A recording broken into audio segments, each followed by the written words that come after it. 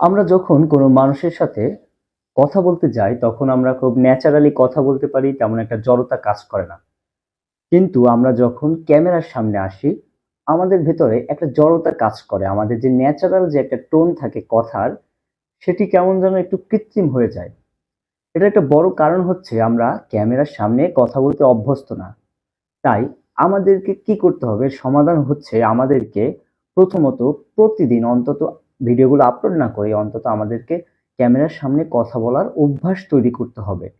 তাহলে কি হবে? একটা সময় আমাদের কথা বলার জড়তা দূর হয়ে যাবে এবং আমাদের মধ্যে কথা বলার একটা যে স্পিরিট তৈরি হবে এবং সাথে, সাথে কথা বলার যে একটা ধারাবাহিক গতি, প্রকৃতি এটিও আমরা আস্তে, আস্তে আয়ত্ত করতে পারবো।